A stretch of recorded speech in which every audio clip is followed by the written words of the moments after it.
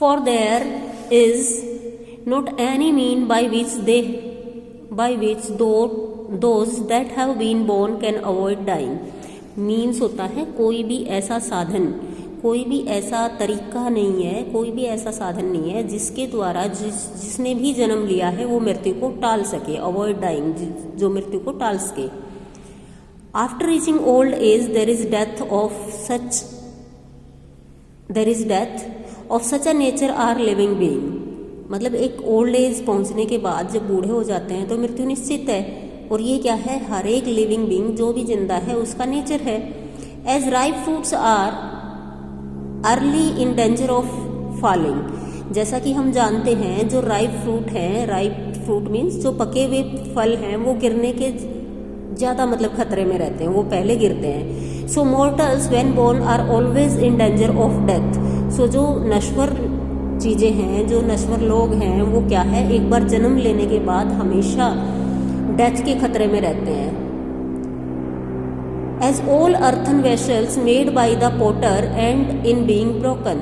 जैसा कि हम जानते हैं कि जितने भी अर्थन वेसल्स, मिट्टी के जो बर्तन हैं, अर्थन मीन्स मिट्टी, वेसल्स बर्तन, पोटर जो कुम्हार बनाता है मिट्टी के बर्तन, वो सारे क्या हैं, टूट जाते हैं आखिर में.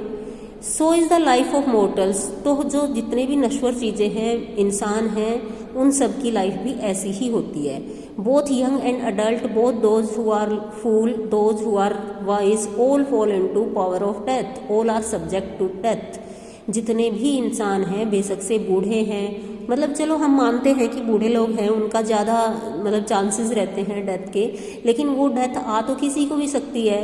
It doesn't consider the age. तो क्या बताया है, जितने भी यंग हैं, अडल्ट हैं, whether they are fool, they are wise, मतलब बुद्धिमान हैं, बेशक से मूर्ख हैं, सभी क्या है, सभी की मृत्यु निश्चित है. Of those who overcome bye death depart from life, a father can not save his son और किनमैन देयर रिलेशंस. किनमैन होता है रिश्तेदार.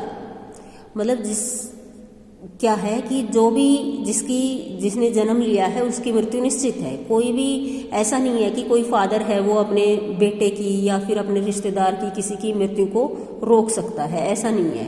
Mark, while relatives are looking on and lamenting deeply. Lamenting means विलाप करना, रोना.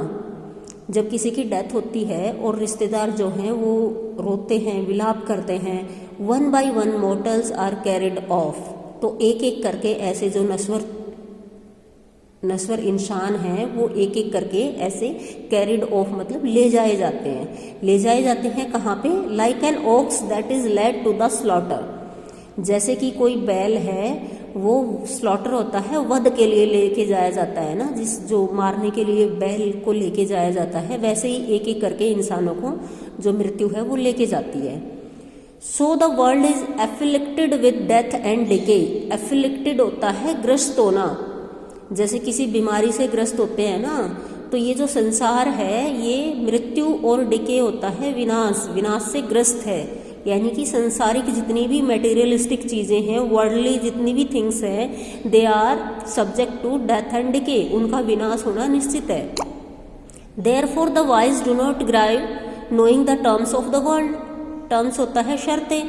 तो जो बुद्धिमान लोग हैं, डू नॉट ग्राइव होता है दुख, ग्रीफ होता है दुख, ग्राइव दुख जाहिर करना, दुख मनाना. तो जो बुद्धिमान लोग हैं वो संसार की शर्तों को जानते हुए इन चीज़ों पे दुख नहीं मनाते. Not from weeping nor from grieving will anyone obtain peace of mind.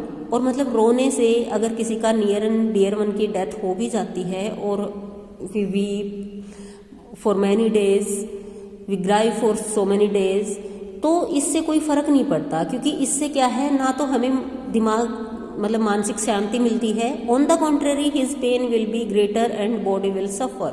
इससे उल्टा होता क्या है कि उसका जो दुख है वो और ज़्यादा बढ़ जाता है और उसकी बॉडी क्या है, सफ़र करती है. यानी कि जितना हम दुख को ज़्यादा मतलब ज़्यादा जाहिर करेंगे, जितना ज़्यादा रोएंगे, तो उससे क्या होगा, हमारी बॉडी सफ़र करेगी.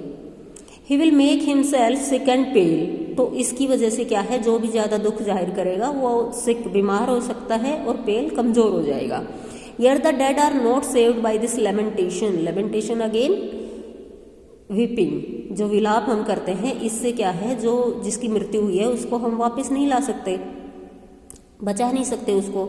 He who seek peace should draw out the arrow of lamentation. और जिसको भी पीस मतलब शांति चाहिए उसको क्या करना पड़ेगा, ये जो दुख का तीर है, एरो है, इसको निकालना पड़ेगा. एंड कंप्लेन, दुख का, या फिर हम कंप्लेन करते हैं कि ऐसा हमारे साथ ही क्यों हुआ, वाई मी, इस तरह के क्वेश्चंस हम करते हैं. तो ये जो शिकायतें और दुख का जो तीर है वो हमें खुद निकालना पड़ेगा. He who has drawn out the arrow and has become composed will obtain peace of mind. और जिसने ये तीर निकाल दिया वो क्या है, उसको मानसिक शांति मिल जाएगी. And who has overcome all sorrow will become free from sorrow and be blessed. और जिसने अपने सारे दुखों पे जीत हासिल कर ली, यानी कि सारे दुखों को जीत लिया है, दुखों से दूर हो गया है, वो क्या है, अपने आप को ब्लेस्ड फील करेगा, अच्छा महसूस करेगा. So this is your chapter.